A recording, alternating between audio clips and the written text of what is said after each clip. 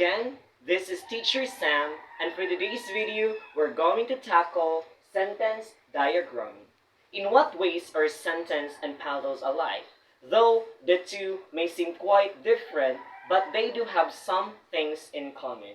Most notably, both are made up of multiple components. Puzzles are made up of individual pieces, and sentences are made up of individual words. A diagram sentence provides visual representation of sentence components, the roles they each play, and how they work collectively to create meaning. As such, diagramming can be combined by teaching grammar and context while the students read and write as part of language arts instruction.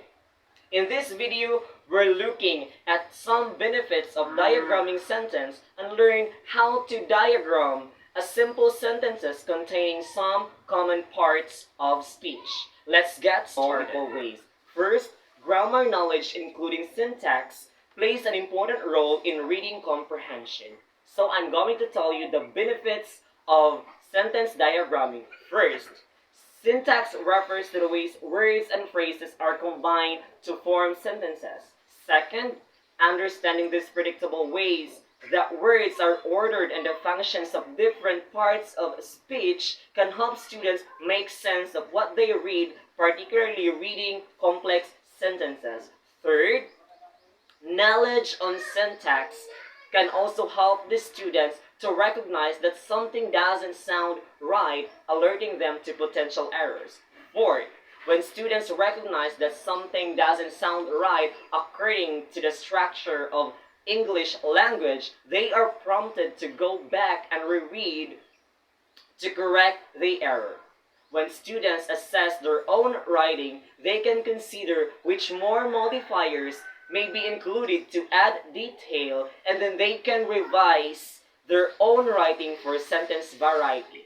Fifth, syntax can also assist students with writing skills, and the last one, they also notice some missing subject and predicates, alerting them to the use of fragments. Now, let's explore how to diagram a sentence. To begin, let's think what the puzzle pieces make up the sentence in the first place. The most basic sentence includes just subject and predicate. The simple subject is the noun or pronoun indicating who or what the sentence is about, and the simple predicate or verb indicating what the subject is doing. To begin the diagram, let's draw a horizontal line separated by a vertical line down in the middle. The subject of the sentence will go on the left side. So this is the subject, and this will be the predicate or the verb on the right side. Now, if we will be diagramming a very simple sentences like Sam dance. So, these are what we need to do. So, this is just a very simple sentences. But, what if our sentence has modifier like adjectives and adverbs? Modifier will always appear on a diagonal line underneath the word they modify. So any adjective that the subject is modifying will appear on a diagonal line here. And any adverb or phrase that modify the verb will appear on a diagonal line here. These are the diagonals that the subject is modifying and the verb is modifying. Okay, now let's try diagramming a very simple sentence together. The frog hopped.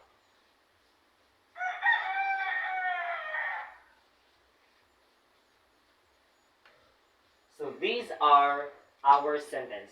The frog hopped. So let's start with the subject and the verb. So, the subject of the sentence is the frog, and the predicate or the verb is the word hop. So let's place them in our diagram accordingly. So we will put the word frog and hopped.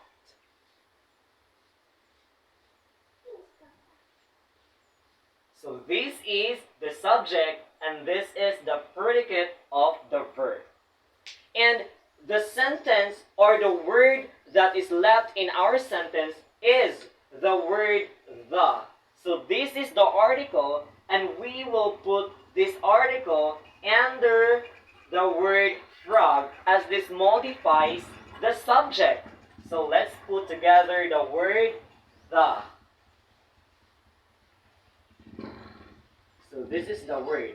So the frog hopped. So this is the subject frog, the verb hopped, and the is modifying the subject frog of this sentence. Okay, now let's try adding some words in our sentences and place them on our diagram.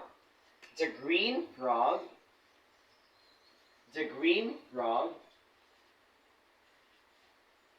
hopped quickly into the bushes.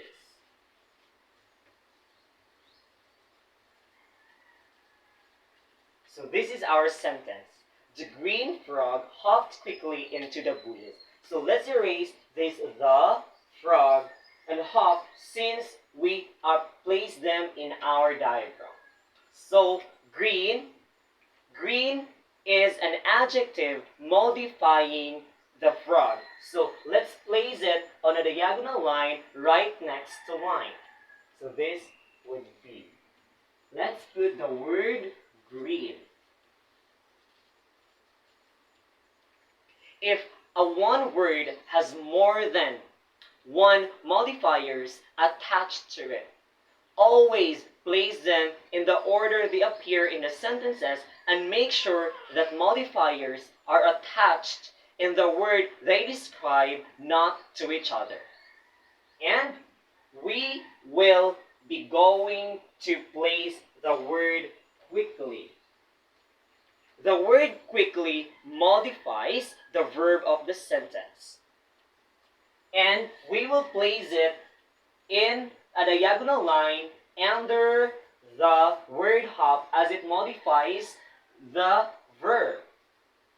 So this will be the word quickly.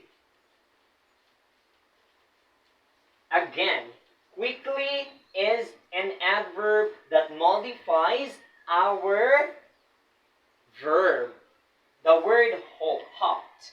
Next, let's add the prepositional phrase into the bushes. This prepositional phrase describe where the frog hopped. But you can also think that you can entirely put this prepositional phrase in one diagonal line. But take a closer look.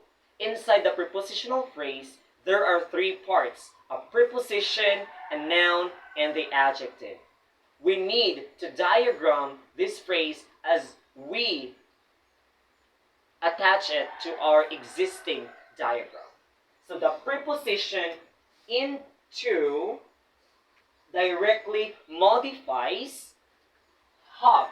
So it gets its own diagonal line here. We have into.